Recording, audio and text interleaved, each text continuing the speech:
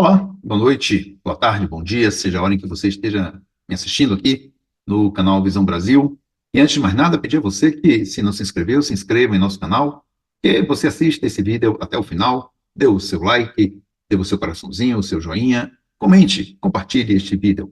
E para você que se inscreveu e tem se inscrito no canal Visão Brasil, os nossos agradecimentos pelo seu apoio ao nosso projeto de termos um canal de esquerda reflexiva. E é na base da reflexão do que aconteceu ontem no Congresso, para tristeza, para lamento da cidadania brasileira, é que temos hoje o nosso Rapidinha das Notícias, de 29 de maio de 2024. Vamos então ver o que é que aconteceu e os nossos comentários sintéticos, como sempre. Vamos lá? Vamos então recorrer ao Metrópolis. Na coluna Brasil, derrota do governo Lula no Congresso vira piada na oposição. O Congresso Nacional derrubou vetos importantes para a gestão do petista, que não conseguiu firmar acordos para manter impedimentos. É de Maria Eduarda Portela, no dia 29 de maio, hoje, portanto, 2024, às 18h46. Vamos então ver o que é que tem aqui. O Congresso Nacional conseguiu derrubar o veto do presidente Luiz Inácio Lula da Silva ao projeto de lei número 2253 de 2022, conhecido como Lei das Saidinhas, e manter o veto da gestão de Jair Bolsonaro no trecho que criminaliza comunicação enganosa, as famosas fake news. Sem conseguir construir uma base aliada no legislativo, as derrotas de Lula viraram piada entre opositores. E aqui está uma delas. Lula já pode pedir música no Fantástico. Em questão de poucas horas, nós, da oposição, conseguimos impor derrotas acachapantes ao governo, afirmou o deputado federal Felipe Barros, do PL do Paraná, líder da oposição na Câmara dos Deputados. O presidente Lula vetou trecho da lei das saidinhas para autorizar a saída de presos para convívio familiar. A posição do petista recebeu duras críticas da oposição e defendeu a restrição das saídas temporárias de detentos. Aqueles que apostaram na liberação das saidinhas dos presos, na criminalização da opinião e no governo Lula, perderam todas hoje no Congresso, destacou o senador Sérgio Moro, da União Brasil do Paraná. O governo Lula também tentava derrubar o veto do ex-presidente Bolsonaro à Lei 14.197/21, que revogou a antiga Lei de Segurança Nacional. O trecho cortado pela gestão passada impediu, no governo passado, impediu a criminalização das fake news com pena de até 5 anos de prisão. Portanto, Bolsonaro deixou em aberto a possibilidade de produção de fake news e deu no que deu e tem dado até hoje. É o que estamos vendo, principalmente na tragédia recente no Rio Grande do Sul. Trabalho nos bastidores, nas redes sociais. A oposição trabalhou nos bastidores e por meio das redes sociais para conseguir manter o veto do ex-presidente às fake news. O governo Lula, por outro lado, tentou a derrubada do veto sem sucesso. O monopólio da informação é extremamente perigoso. Olha só como a Bia Kicis, que pertence à extrema-direita canalha, coloca as coisas. Combater fake news é monopólio da informação, diz ela. O monopólio da informação é extremamente perigoso, como você se sente sabendo que podem decidir o que é ou não verdade. O problema não é decidir o que é ou não verdade. O problema é o que é ou não fato, e não verdade. Verdade é um critério, podemos até dizer, moral. Podemos dizer até pouco substantivo. Mas o problema não é a verdade moral, a verdade espiritual. O problema é a verdade dos fatos. E fatos são fatos. Mas, disse ela, é ou não verdade? Indagou a deputada federal Bia Kicis, líder da minoria na Câmara. Por outro lado, o senador Randolfo Rodrigues, sem partido, do Amapá, líder do governo no Congresso, defendeu que o governo saiu vitorioso após a sessão do Congresso Nacional. Na avaliação dele, as derrotas aconteceram apenas nas pautas de costumes, visto a posição já definida pela oposição. Este festejo da direita canalha, como sempre temos aqui colocado as coisas, bem reflete a canalice e a imbecilidade desse pessoal. Primeiro porque eles estão alegres, porque defenderam a continuidade das fake news. Muito bem, as fake news comumente são utilizadas pelos canalhas da direita. Mas, de repente, também pode o feitiço virar contra o feiticeiro. E as esquerdas, por exemplo, se sentirem mais à vontade para também utilizar as fake news. Nada impede, desde que sejam liberadas, permitidas e não sejam punidas.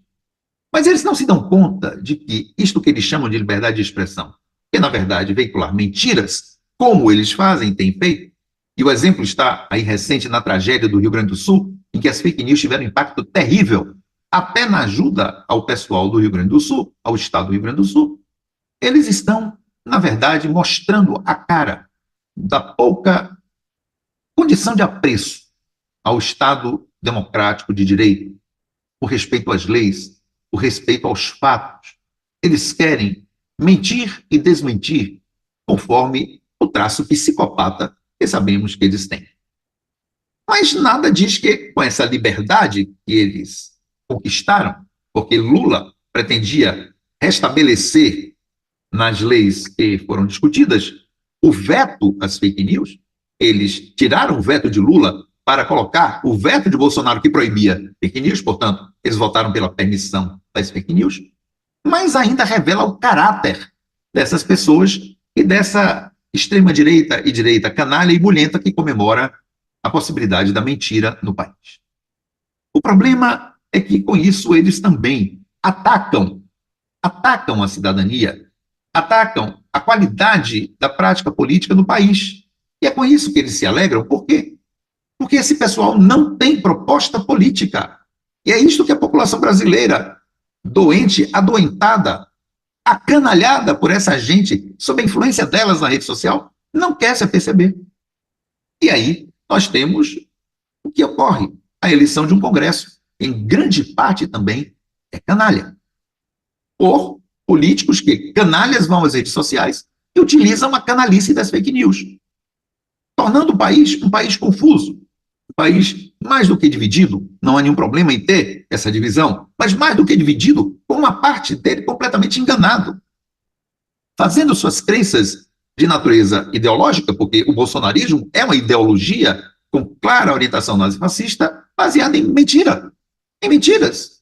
A esquerda procura ser ética, procura ser racional, como, aliás, comumente as esquerdas são pessoas racionais, que têm um razoável grau de cultura, de pensamento crítico, portanto, são fiéis a fatos, gostam de estudar fatos, são ligados aos aspectos da ciência, coisa que a direita canalha, a extrema-direita canalha não é. Portanto, eles gostam de fazer bulha, confusão, mentir nas redes sociais.